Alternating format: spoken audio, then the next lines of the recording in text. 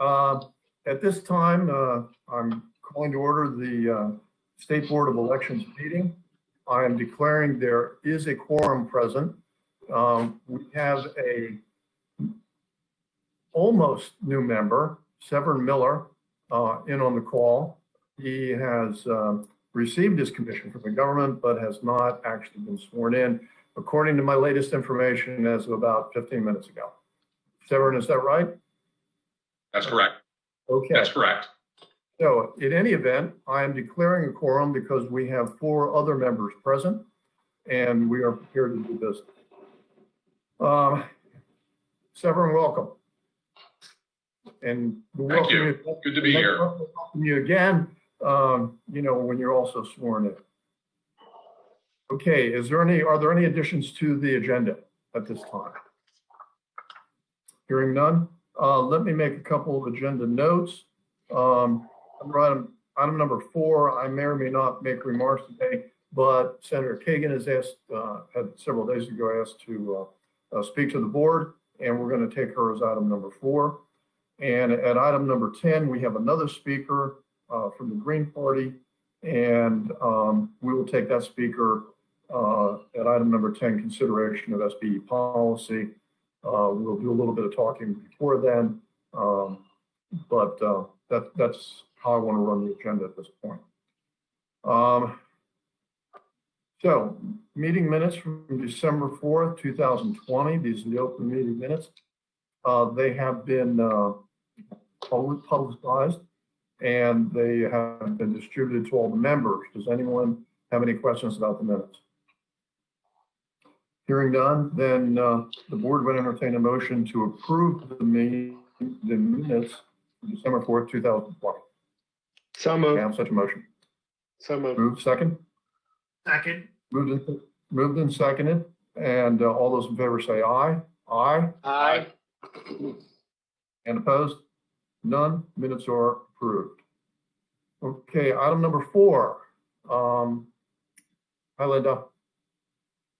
Item number 4, Linda's been having some trouble with her computer today, just in case. So everybody knows that there's been some issues. So she seems to freeze up. It's not because she has stage fright.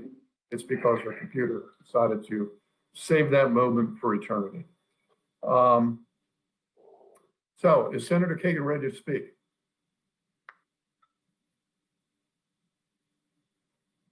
Staff?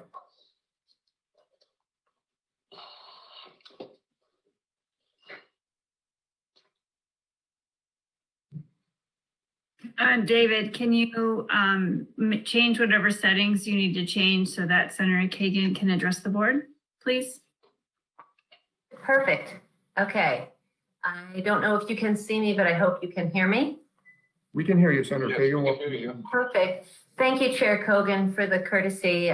Getting ready to wrap up and get ready to move to Annapolis for kicking off the session tomorrow at noon. So I just wanted to take a couple of brief minutes. I don't want to do a deep dive. I know you all always have long agendas. First off, I will just formally introduce myself, Cheryl Kagan, very proud to be the senator for Rockville and Gaithersburg, and the vice chair of the Education, Health, and Environmental Affairs Committee, where all election bills will be heard again this year. We expect a busy, demanding, stressful, and bizarre session starting tomorrow at noon.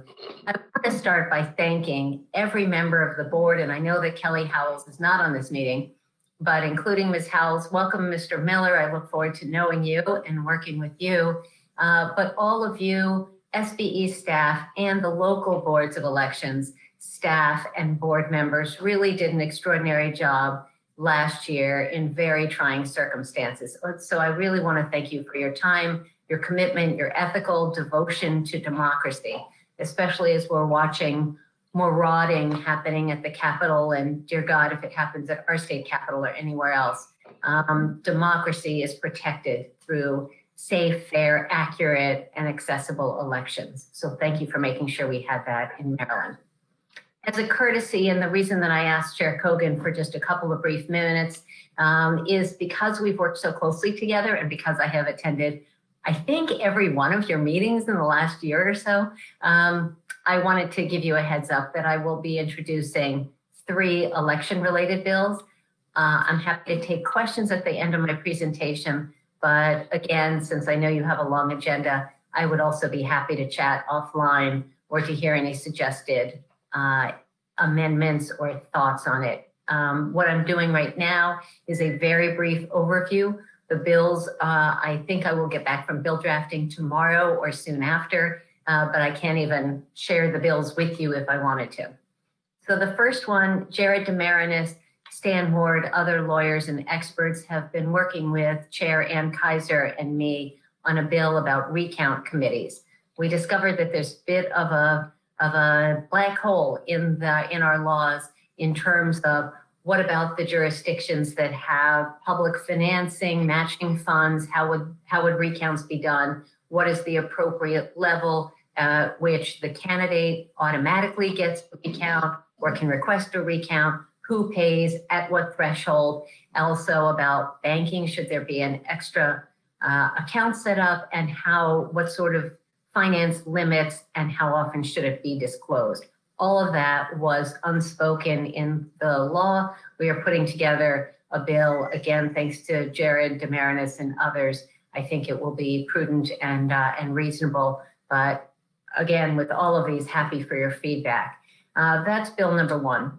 Bill number two, I am doing in partnership with MACO, the Maryland Association of Counties, the entity that represents our 24 jurisdictions.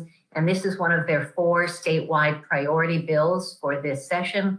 It proposes to modify and expand the membership on the state board. It addresses issues around procurement, transparency, and process. Don't worry, I'm not looking for not proposing a board of 50 people or anything, but just proposing going from 5 to 7 and having some different expertise in the room and on the board. You guys are fabulous, but I think having someone with expertise in cybersecurity, procurement, disability, and others would be wise. And so we are proposing that. Again, a little more accountability on transparency issues, procurement, and more. So that is the second bill with MACO, Maryland Association of Counties. The third bill is what I call the kitchen sink bill, or I got to figure out, I can't remember if it's Prego or Ragu, the old ads that used to say it's in there. So what about this issue? It's in there. And it is, my chairman, Paul Pinsky, accuses me of getting in the weeds on election law. And I say it's weeds that make elections run properly and prudently. And so it is about everything. It's all the little details. It's early voting hours, drop-off boxes, canvassing, tabulating, privacy envelopes, ballot access. It's really, I think it's 16 different issues. It's allowing unaffiliated to vote for circuit court judges because they're unaffiliated. I mean, it's really just everything that we have seen either last year or mused about over the years. Let me just address a fundamental question, which is the question of whether voters should be mailed an application or a ballot. Seemed like a policy question that was kind of above my pay grade. And so I thought that was for the president and the speaker to decide. So it is really the details more than overarching fiscal or policies like that. I did not include ranked choice voting, although I continue to support it. It really is some smaller issues. I will flag one thing that I think some of you listening might find interesting. Currently, as you know, in the state of Maryland, the definition in law of majority is whichever party is the governor, the party of the governor. And so a majority party on SBE and on all boards and commission is the governor's party. I believe that majority should be actually the definition of the word. And we thought about just changing it to definition of majority being voter registration. Instead of that and trying that at the state level, we kept that unmolested at the state level, but we are proposing in the 24 counties, rather than having a wholesale switch every year, every 4 years potentially as to who is elected governor, but to defer to the voter registration numbers in each of the 24 jurisdictions. So If Garrett County has a majority of Republicans registered to vote, then Garrett County would have a majority of Republicans, and the Garrett County Board would decide where the early voting centers are, where the drop-off boxes would be, and all that. In my county of Montgomery County, the Democrats have the majority, and therefore the Democrats would have the majority on the board. So we think that is a more little d democratic way of providing stability and reflecting the local politics and the real definition of majority. So I'm going to flag that for you. So there are a number of other issues, as I mentioned. When the bill is available, I'm happy to share it with the board, the staff, and others, and I look forward to working with you all to see what seem like prudent next steps and what we should be enacting as we prepare for 2022. Happy to take any questions, or I can leave you to the rest of your business. Anyone have anything? I just, Mr. Chairman, would love to read all three of the bills, and when I can, I would certainly reach out to Senator Kagan. We have a open communication together, and I'd be happy to reach out when I get a chance to read the bills. That'd be perfect, Mr. Velt. I appreciate your diligence in this and all things. Thank you. Anyone else? Senator Kagan, thank you very much. We appreciate you. Thank you, Mr. Chairman. Appreciate it. All the best to you all. Stay safe. Thank you. You also. Next item, number 5 on the agenda, and I am moving through relatively rapidly. I need to leave time for a closed meeting at the end, and Vice Chair Hogan has a commitment that has a sort of a hard stop in terms of his being able to sit in this meeting. Administrator's report. For future reference, at least the near future, Administrator's report and Assistant Attorney General's report, just give us the high points, the things you want to emphasize. This is what we did in the last meeting at least, and that's going to be my policy. No more verbatim reading the reports. So with that, Administrator's report, we'll handle that one. I'll kick it off. Good afternoon. Happy New Year to everybody. Good to see you. You have the written version of the full report. So and to be consistent with Mike's request, I'm just going to highlight some things and then turn it over to the rest of the office staff to go through their sections of the report and highlight the sections that they would like to. So we have our first legislator briefing on Thursday in the Senate EHEA Committee, Education, Health, and Environmental Affairs. We do this every session. So our Senate one is this week and our House one is on January 22nd. So we'll just be updating them on the election and what happened and on what we're planning to do in the next year. We spent a fair amount in the last administrator's report summarizing the election and just wanted to highlight a few things that have happened since then.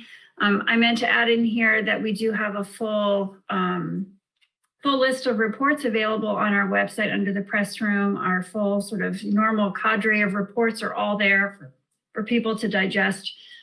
So feel free to visit our press room, or if you need that link, just let me know and I'm happy to provide that. The Electoral College, along with all the other states, met on December 14th.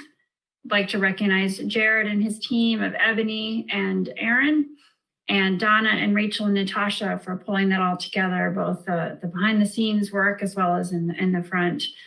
It was live streamed and went very smoothly. So thank you to all of you for doing that.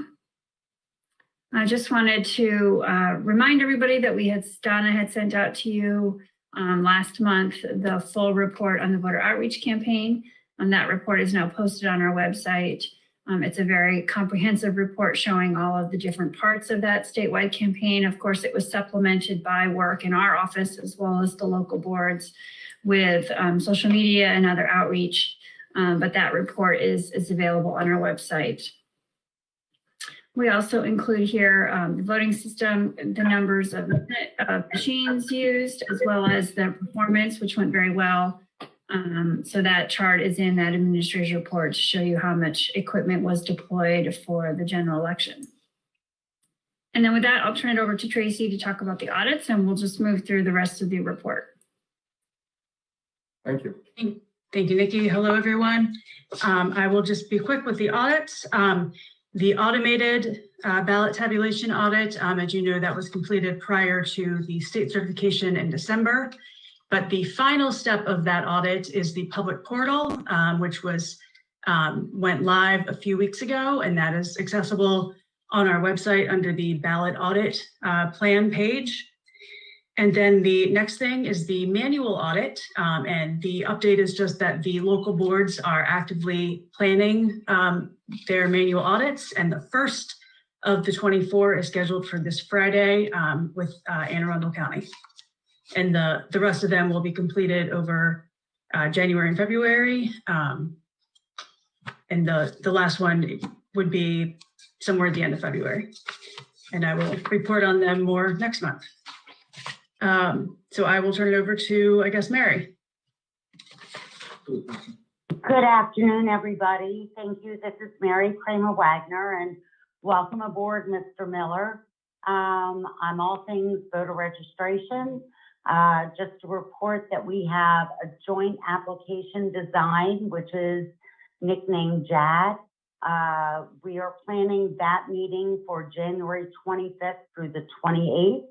And this is to prioritize everything in MD Voters, which is our statewide database that handles voter registration, candidacy, and to move forward with our election management.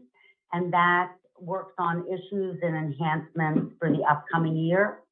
And we are currently working on user acceptance testing, which focuses on candidacy issues as well as enhancements. And we're expecting that to go into production at the end of January. We also report each month the Motor Vehicle Administration transactions. So new registrations, 9,084. Residential address changes, 22,974. Name changes, 2,527. And party changes, 4,944. And unless there are any questions, I will turn it over to Jared. Thank you, Mary. The Candidacy and Campaign Finance Division, we had Vicky Molina, a little note here first, has retired from SBE after 25 years of service. We just wanted to thank Vicky for her efforts within the Candidacy and Campaign Finance Division and wish her the best on all her future endeavors. Candidacy part here, February 23rd, 2021 is the first day candidates can file a certificate of candidacy for the 2022 gubernatorial election cycle. Systems are being prepared to accept candidate information at the state and local offices, and we're developing a process for candidates to make appointments to file their paperwork with SBE. Just wanted to make note here that candidate committees may be established anytime prior to filing a certificate of candidacy, and no appointment or in-person meeting is required for the establishment of a candidate campaign committee. That can be done via the MD Chris site. Campaign finance, the 2021 annual report is due January 20th for all political committees. And we have currently over 1,800 active political committees. Failure to file will result in a fine of $20 per day for the first 7 days, $35 per day for the next 7 days, and $50 per day thereafter, up to $1,000. And all late fees must be paid with campaign funds. The fundraising prohibition for members of the General Assembly and statewide office holders commences when the 2021 legislative session begins on January 13th at noon. Office holders are prohibited from raising or depositing funds into their campaign accounts. And this includes the governor, lieutenant governor, attorney general, comptroller, and members of the General Assembly. I just want to make note here that the prohibition does include sending out save the date notices during session, even for a fundraiser occurring after session. We had sent out a memo to all office holders of the General Assembly, and to notify the governor, attorney general, and comptrollers committees as well. On enforcement actions here, we had 7 cases here. The Friends of Opal Jones paid $25 for disbursement by an unauthorized method, cash greater than $25. Friends of Michael J. Moore committee paid $1,000 for, yes. Excuse me, those are not in the administrator's report. Oh, okay. I guess my version was different. So I guess I'll update the enforcement actions at the next meeting then. Thank you. And I'll pass this over to voting systems now. Thank you.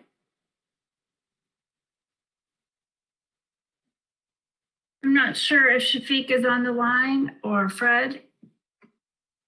Shafiq is not on the line, so let me look at this. Yeah, so SBE is in the planning stages of implementing an upgrade to the election management suite. That initial testing, at least for that new election management suite, is scheduled to begin in February.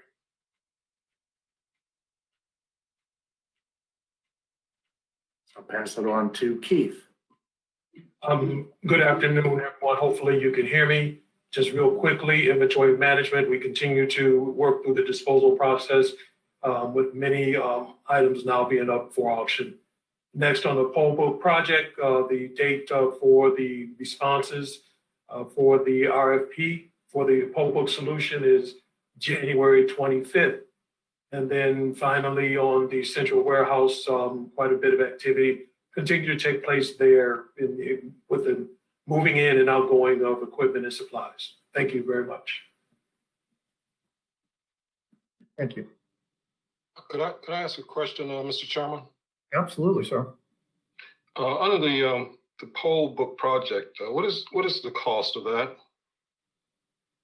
Do we have an estimate of the cost of upgrading that? Well, the total cost that had been projected about this time, and that's for everything, resources, equipment involved, is estimated about 31 million. But we expect that cost to be lower as we learn more information. More? Okay. All right. Thank you. Any other questions? Okay. With that, we will then move past the administrator's report to item number 6, Assistant Attorney General. Andrea? Yep. Hi, everyone. Thank you, Mr. Chairman. Happy New Year.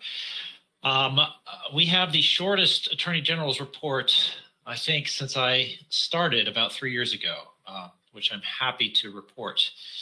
There are 4 matters reflected on here, one of which is a case that's been dormant for years, but is still technically alive. The only ones that we have really meaningful, the only one I have a meaningful update on is the Fusaro matter. Fusaro is one of the voter list cases that was brought in the last couple of years, has now become kind of morphed into a challenge by Mr. Fusaro on the use restrictions of the voter list. We prevailed on summary judgment in the United States District Court, and now the matter's before the Fourth Circuit, and the briefing is complete. That's really the update. So we're just waiting for an argument date, if an argument date is scheduled from the Court of Appeals. Other than that, the National Federation of the Blind matter, we did get an extension of the stay of discovery. So we continue to work through and negotiate a potential resolution with the plaintiffs, and have an additional couple of weeks to see if further progress can be made. But that's the extent of my update today. Any questions for the Assistant Attorney General? All right, thank you, Andrea. Okay, next item is the approval of SBE bylaws. This is a relatively routine matter that the board transacts periodically. For everyone's information, actually, this is the bylaw. Okay, the bylaws, but it's still a relatively routine action. The bylaws should have been, everybody should have a copy of them. They're publicly available. And I don't know that we sent them out with this particular item. Did we send them out? Anybody remember? Okay, and everybody's nodding. So we did send them out. Yes, Very good. they're on Donna's email of 1/7/21. Okay. Does anyone have any comments or questions about the SBE bylaws issues? Mr. Chairman, my only thought was I was wondering with some potential turnover as Mr. Miller and some other things are addressed, if it would be more appropriate to have any new board members involved so that they're voting on it, or do you think that's not necessary? What does everybody think? I actually contemplated that myself, that I might have a preference. Andrea, if we table this, say, to the March meeting, do we run afoul of any particular regulations? Yes, excuse me, Mr. Chairman, section 1.3E states that they're supposed to be done on an annual basis at the first meeting of the calendar year. Well, I think if we take them, which we obviously didn't at the first meeting, well, actually we are at the first meeting. I think if we take them up, I don't know if there's a requirement that we complete the action on them, and tabling to a specific date might well be within the regulation, within the bylaws. Andrea, any thoughts on that? No. I think, Mike, I think that's right. I also think that the bylaws state that they shall be reviewed on an annual basis at the first meeting of the calendar year. I don't necessarily read that to mean they can't also be reviewed at other times. And so the board is discharging its duty under the bylaws by taking them up in this meeting and reviewing them. And if it feels appropriate, if any member feels appropriate, proposing an amendment at this time. In other times, in order to amend the bylaws, a member must make a motion and present the amendment during a regularly scheduled meeting of the board. And then the motion to amend the bylaws must be approved by a supermajority vote of the full board at the next regularly scheduled meeting of the board. So I don't think these bylaws preclude consideration and amendments at other times of the year. I would agree with that, as long as we review them. All right, so what's the board preference here? Would you like to, if no one has an objection, does anyone have an objection to the bylaws? Anyone feel there needs to be anything done with them? All right. Nope. In that event, what I would propose is that we will vote on the bylaws, and with a note to staff that, let's say, chairman in the April meeting would consider whether or not to bring this back for consideration. Point of information, Chairman, Mr. Chairman. The way I'm reading this, and I'm not the attorney of the group, but it says the bylaws shall be reviewed by the members of the board on an annual basis at the first meeting of the calendar year. Members may propose changes to the bylaws at that time. If the bylaws are amended, they will be voted and approved as provided by subsection A above. Do we vote to keep them the same, or are they just the same unless we amended them? I'm reading that to be, if we don't amend them, we don't take a vote. Am I wrong? Mr. Attorney General? No, I think that's right, Bill. My concern is that I'm not sure that the procedures have been rigorously adhered to in the past year or two. And so if there are any members who have not actually signed the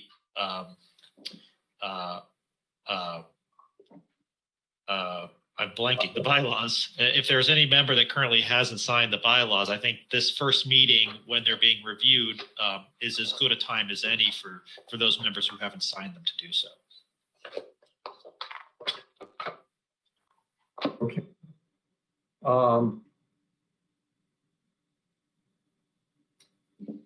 So, have the members had the opportunity to review the bylaws? Is there anyone who's not had an opportunity to review the bylaws? Hearing nothing, then I will take it that all members have reviewed the bylaws. Is there any member proposing an amendment or change to the bylaws? Hearing nothing, then I believe that we have met the requirement to review the bylaws. And at this point, Mr. Assistant Attorney General, do I need to take a vote on them or simply indicate that any member who has not signed them needs to sign?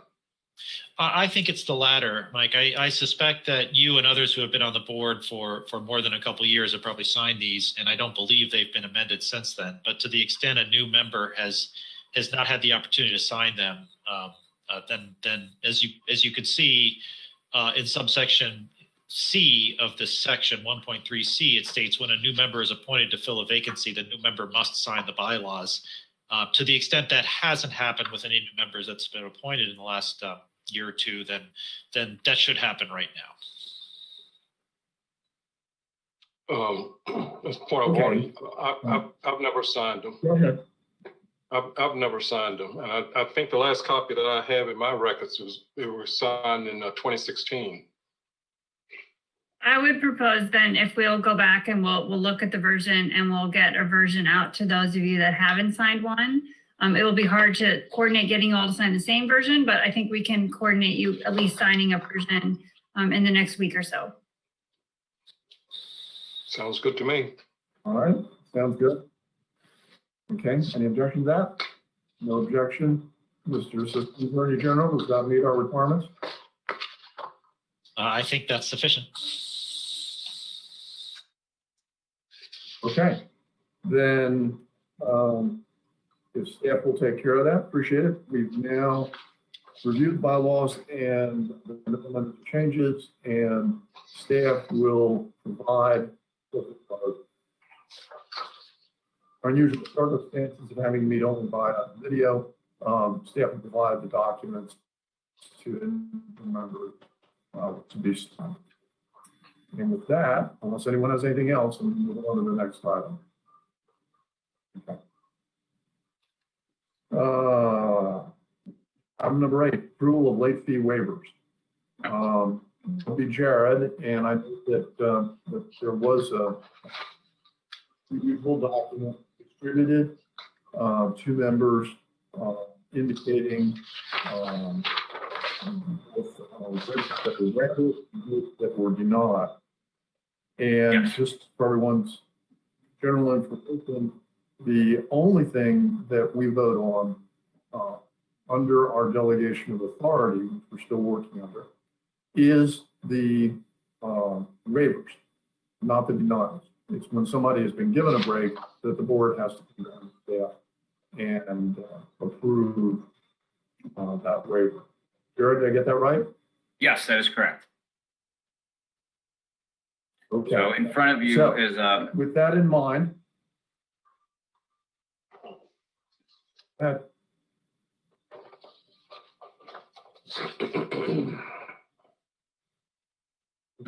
sorry, I thought you were saying something, Jared. no, I was just going to say with that, I was just going to present the 7, but I'll let you finish. Okay, have all the members had an opportunity to review the waivers that were provided and distributed to them? I'm seeing indication. Mr. Hogan, you've had an opportunity as well? Okay, everybody's Yes. nodding. So waivers haven't been distributed. They're before the board for approval. Chair would entertain a motion to approve the late fee waivers as distributed to the board in the public documents. May I have a motion? So moved. Moved, second? Second. And I believe we have a second. Okay, all those in favor say aye. Aye. Aye. Aye. And opposed? None. The late fee waivers are approved. Thank you. Next item. Yes, sir. Item number 9, approval of final regulations, COMAR 33.17.06.05. The, who's going to handle that one? I Staff will. member. I will. Okay. Have in your packet a memo for me dated January 8th. It's just a one single sheet. There was a short reg, so I just pasted it into the body of the memo. This is a cleanup reg. This is something that when the regulations changed that allowed for returning voted ballots voted mail-in ballots at voting locations, we just missed making this one change. You approved this as an emergency measure, so everything was in place for the general election. But because this is a change we wanted to make permanently, we also requested that you adopt it to follow the normal process. And so this is the normal process outcome. So we published it in the November 20th edition of the Maryland Register. We received no public comments.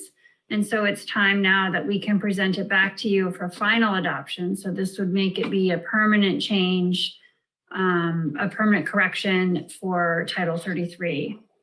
I'm happy to answer questions on the substance or the process. You did approve it as an emergency reg in October, and also to start it down the publication process at the same time. Thank you, Nikki.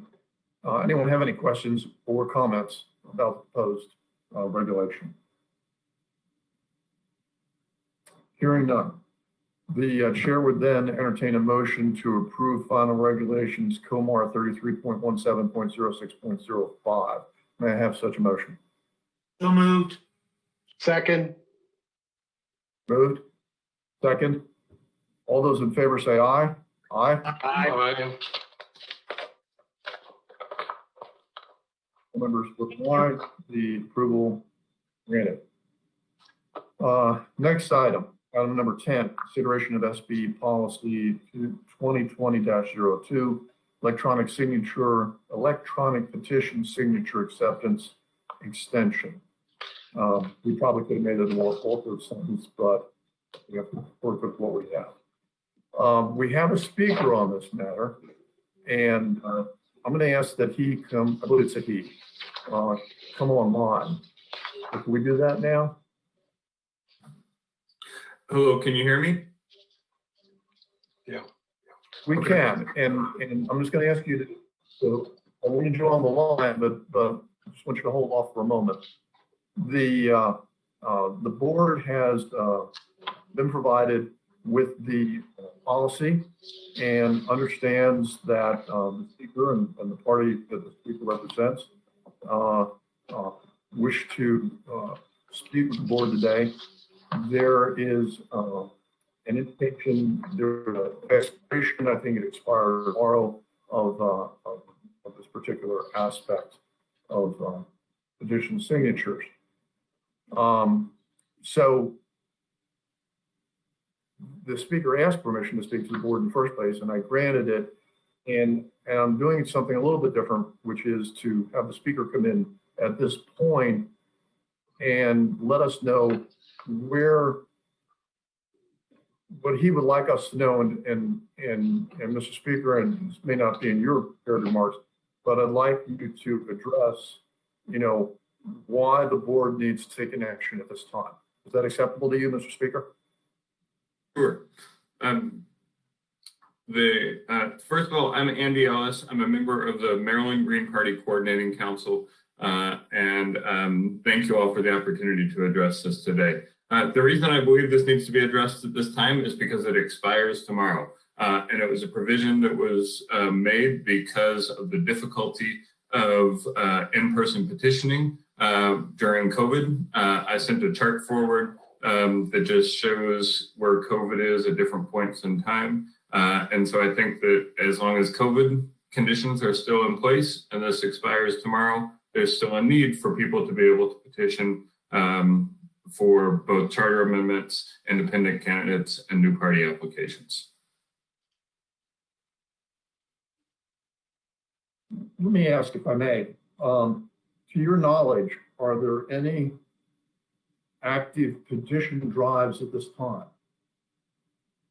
It depends what you mean by active. I know that the Ujima People's Progress Party is petitioning to become a new party. And I know that there are several people who are actively considering charter amendments at this time. There may be some of the charter amendments that were considered in the August meeting that are still moving forward.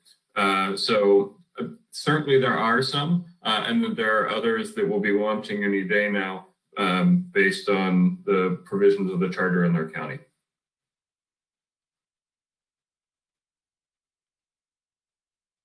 All right. Okay.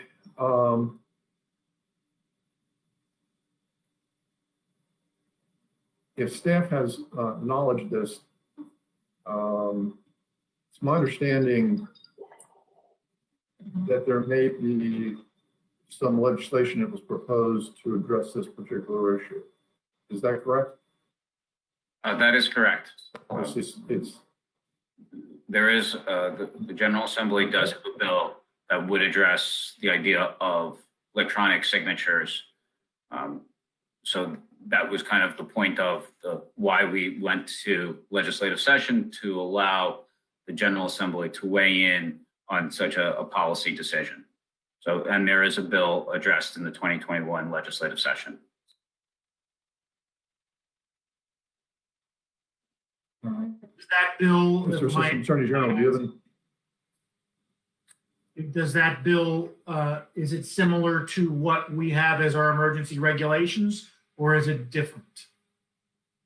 The bill basically authorizes electronic signatures and then gives the state board the flexibility to, I would say, codify the process through regulations, but it gives the acceptance of it from the General Assembly at a high level. It doesn't go into the weeds as to what constitutes, electronic signatures. And I think the reason is that they don't want to, you don't want to get into the weeds with technology, because technology is such a changing subject.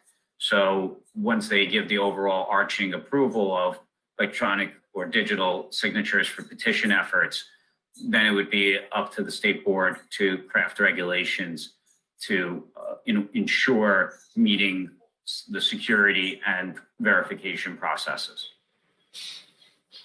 Mr. Chairman, this is Donna Duncan. The only comment that I would have on this would be the legislation, unless deemed emergency, would not become effective until the earliest is June, probably October. And the collection of signatures in between that period of time may be questionable. Currently, the bill has it as an effective date of October 1st, 2021. Okay. All right. Can I ask? Mr. Chairman, a question? Thank you, Mr. Chairman. This is a question for the speaker. I'm going to understand, what is the exact extension you are requesting from the board? The extension that I would request would be that it goes until the state of emergency is lifted or until superseding law is enacted. Okay, thank you. Mr. Chairman, my question would be to Mr. Trento. I believe, and correct me if I'm wrong, but I believe we do, because we are still in the state of emergency, we could enact this as emergency regulation during the emergency period. Is that correct? You could, but you don't even need to. This authority rests with the board, even outside of the emergency context in which we find ourselves. The state agencies are given the authority to determine whether and to the extent to which they will accept electronic records or electronic signatures. And so the board has the authority to continue this policy on its own. I think it would probably make sense to codify it in regulation if the board wished to do it that way. This was a policy that was adopted, in the circumstances in which we found ourselves in the spring, where immediate relief needed to be provided, and so that's how the board chose to operate. The problem with the emergency regulations is if they are adopted, then they last for a certain period of time, and I don't know off the top of my head what that period is, and then they expire unless they are made permanent. So it's a bit of a they either expire on their own terms or the board makes them permanent. Or has to pass modify the regulation if it seeks to, or change the regulation if it wants to withdraw the policy at some point. The going by policy allows for maybe a little bit greater flexibility in terms of continuing it, extending it, and withdrawing it, since this authority already rests with the board. But I guess the point I wanted to make was that the emergency context in which we find ourselves is not a necessary precondition for the board to be able to act. This authority lies with the board, even outside of the emergency context. To add, this is Tracy, to add what Andrea just said, the emergency regs, the limit is 6 months. So if I could, Mr. Chairman, ask a question, and would we, if it was in the board's interest to continue the policy, would we not then look at doing both a permanent and an emergency provision like we had before, so that those who were collecting signatures in the interim would not be doing that in vain? So there would be an emergency provision that would go, and just like we just now voted on a permanent position, which was previously a emergency provision, we would go through the proper channels for COMAR for the permanent, whatever we wanted to do permanently, but the emergency regulation would span that. Would that be, am I thinking properly there? Am I missing something?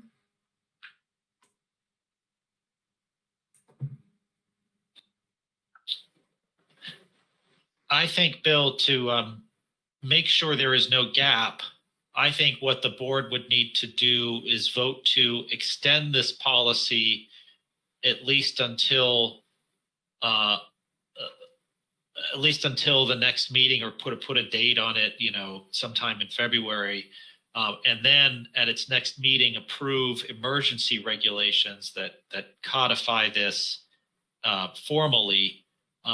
Those take a certain period of time to become law. I think it's like 10 days.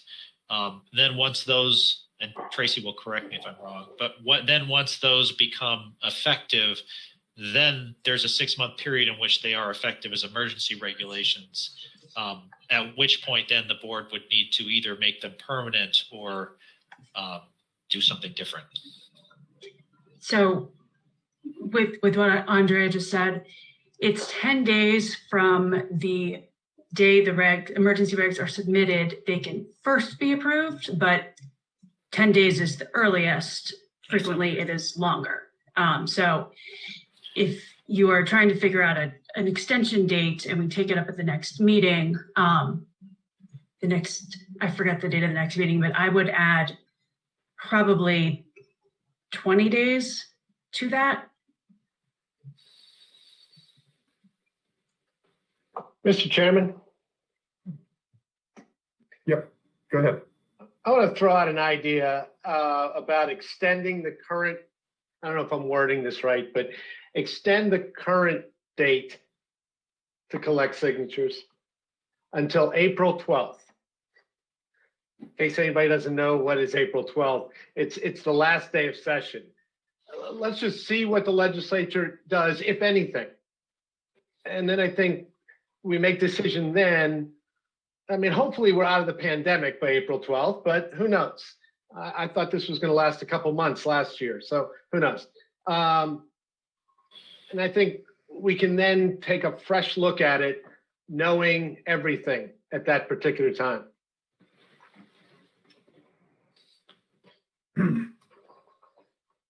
If I could, Mr. Chairman, I agree with Mr. Hogan 100% in principle. My only concern is that someone who is out collecting signatures in good faith, believing that they're going to count, we just need to make sure that in that period, if the board went a different way than where we are, that during that time, those signatures would count in that electronic method we've approved. Yes, they would count because it would be the board policy to accept those signatures during this period, just like the policy is currently, if they had collected a signature yesterday, it would count.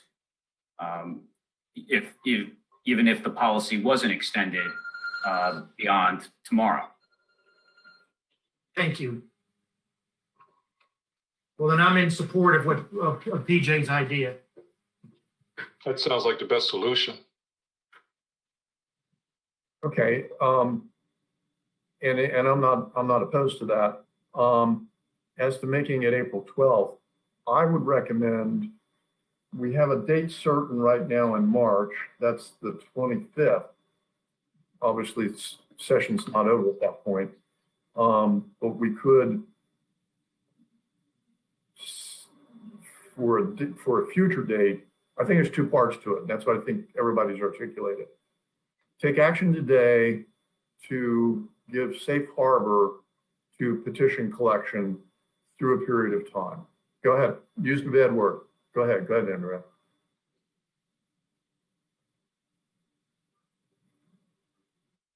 Nothing. I apologize. I was talking to somebody in the room with me. Okay. And I understand that. You know, it's kind of like, no, go away.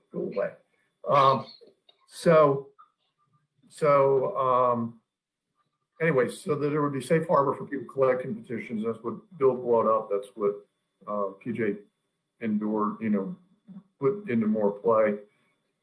So we do that today with a date in the future where we're going to take this up again. And it would either be taken, I think, instead of April 12th, it should fall on a date that we're likely to have a meeting, either a known meeting on March 25th or an anticipated meeting, which would be in April, I guess, 22nd, that's the fourth Thursday. So I would say one of those two dates, either the March 25th or the April 22nd, so that when we do get there, when we pass that point, we'll be in a position to know both, as PJ pointed out, what's happened, and we'll be in a session at that time in order to take action that we see as appropriate. Does that make sense to everybody?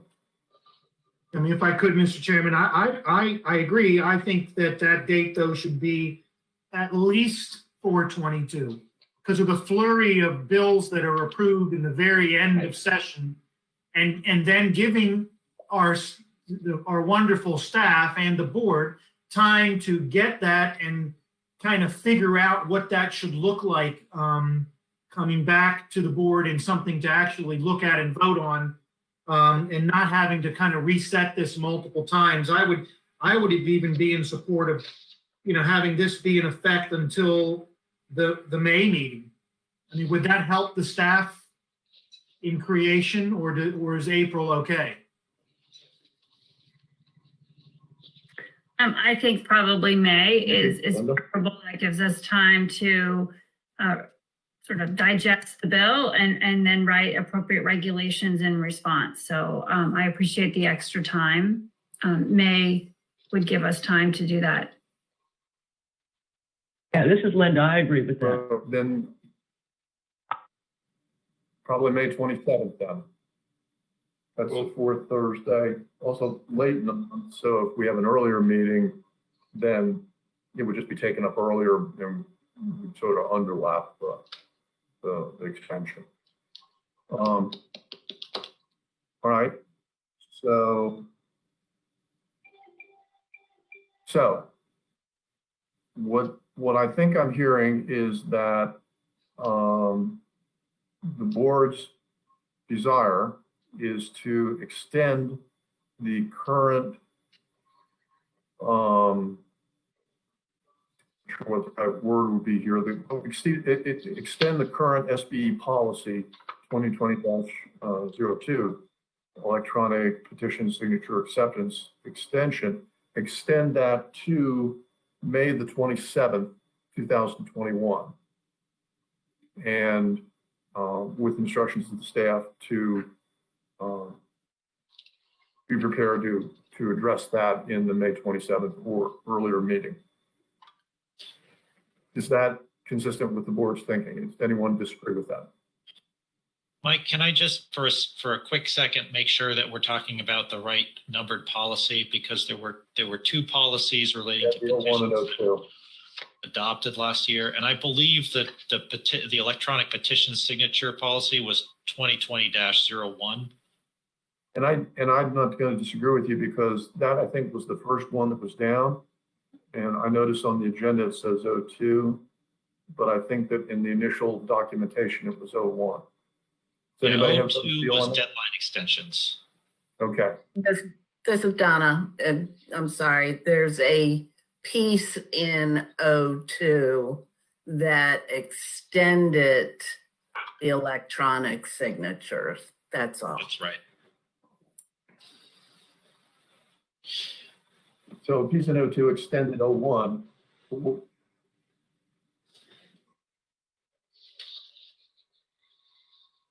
So are we extending 01, which has already been extended, or are we continuing the extension of? I think we're continuing the extension of 02 to another date.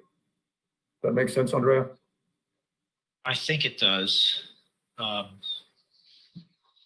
looking for that in 02.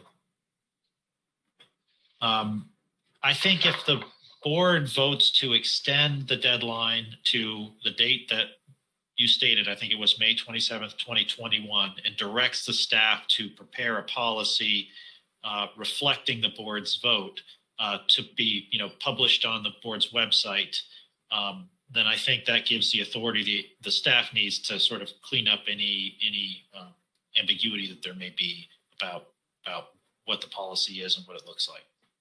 Does that make sense to you? It does. It does. So then what we would be, I believe, would be voting on at this point, or a motion would be made at this point, that the board extends the policy enumerated in 2020-01 and subsequently extended in 2020-02 until May 27th, 2021.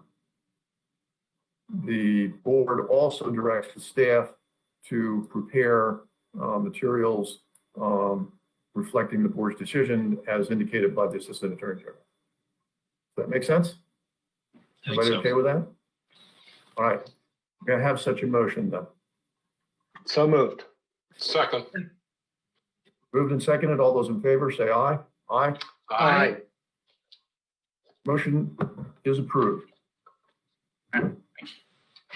Okay. And I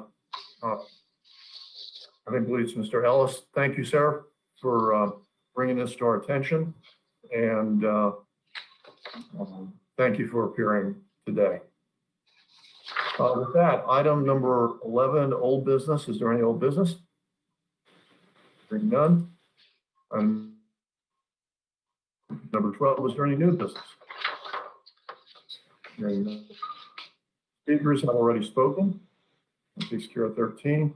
We're down to 14. Now, I have deferred another item, remarks that I wanted to make, and we're doing well on time. And this will take about 3 or 4 minutes. I would like to just make a few comments to the board and those who watch us, including the insomniacs somewhere in Singapore and whatnot, who are using us as part of the therapy. So, as many of you may already know, this is my second to last meeting as a member of the State Board of Elections. The next phase of my life will take me and my wife out of the state of Maryland.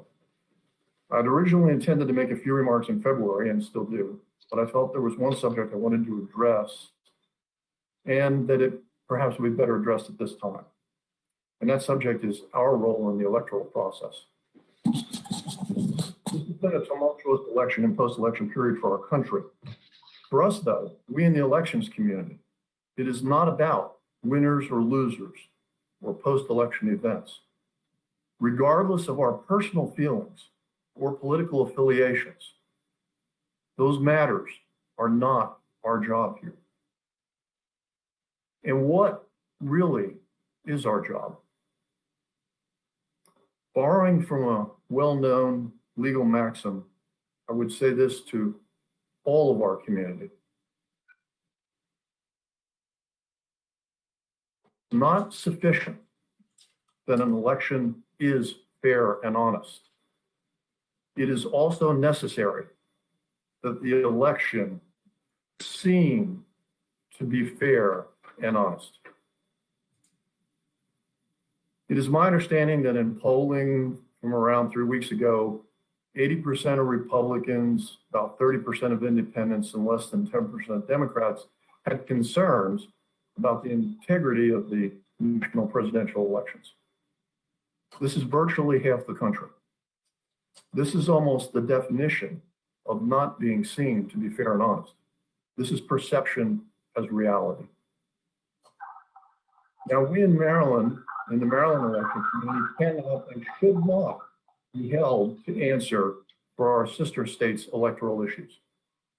We have, however, our own decisions to make in the future.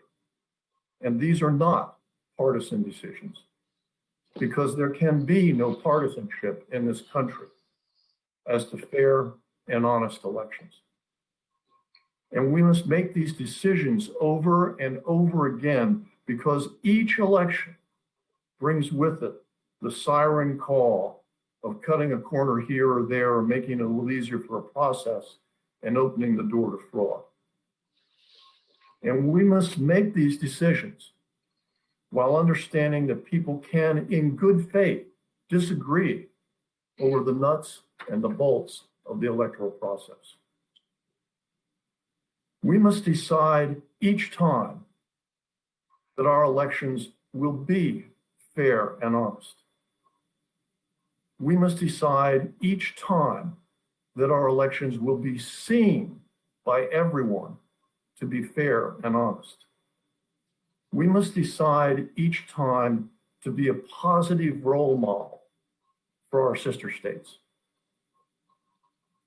And what we decide starts here in this forum. It starts in the local boards throughout the state. It starts in the hearts and the minds of our election judges. And indeed, it starts in the legislature and the governor's office. So it is my charge to all of you, as you move forward into the next election cycle and all the election cycles after that, that you keep as your touchstone. It is also necessary that the election is seen to be fair and honest. Thank you for allowing me a few moments. And with that, and speaking of electoral process, it's time for disclosure of campaign contributions. Does anyone have any to disclose? It happens that I do. This will not be a shock to any of the members of the board or the staff. Tracy already has an email. I will race through these as I usually do. This time I actually sent them an email in advance as opposed to follow up. So McConnell for Senate, $216.65. Scott for Senate, $50. Leffler for Senate, $616.65. Purdue for Senate, $916.65. The NRSC, $1,860. The NRCC, $50. And Trump, $25. And that about closes me out for the elections period. Actually, it closes me out for the election period. And completes, in a literal sense, my disclosure of campaign contributions. Next meetings, items number 15 are scheduled for February 11th, 2021 and March 25th, 2021. Is there anyone who needs to make a change to any of those at this time? Okay, then those meetings will stand. And that completes the open agenda. And at this time, pursuant to number 16. Mr. Chairman, Yes, sir. Yes, sir. just a quick question. You will be chairing the February 11th meeting, correct? That is correct. I Okay. will. Just wanted to make sure. Thank you. You're welcome, sir. So the board will now consider whether to meet in closed session to consult with counsel to obtain legal advice and consult with staff on potential or pending litigation as permitted by section 3305B7 and 8 of the general provisions article. Meeting in closed session would allow the members of the board to seek and obtain legal advice with board counsel without waiver of the attorney-client privilege. May I have a motion to meet in closed session? So moved, Mr. Chair. Move, second. And with that, all those in favor say aye. Aye. Aye. Hearing no nays. The motion having passed, the board will meet in closed session in accordance with exemptions B7 and 8 of section 3305 of the Open Meeting Act. For those who are watching us in this open meeting, we will not be returning back to open meeting in this session. Our next open meeting right now is planned, as we stated, February 11th. We will adjourn out of the closed session. And with that, if I may have a motion to adjourn the open session. May I have such a motion? So moved. Anybody? Second. Moved, second? Seconded. At this time, all those in favor say aye. Aye. Aye. Mr. Chair, what time And are we? with that, I declare. What time are we? On February 11th? No, in our closed session, how many minutes now? Oh, I was going to say 5 minutes. Oh, how long will we be in closed session? No. I What hope to time? finish closed session by. We're going to meet in about 5 minutes. Okay. Or 10 if you prefer. You want 10 minutes? Anybody want 10 minutes? No? Okay. So we'll meet in about 5 minutes in closed session. And with that, I declare the open session to be adjourned. Thank you all very much. Thank you, Mr. Chairman. Thank you.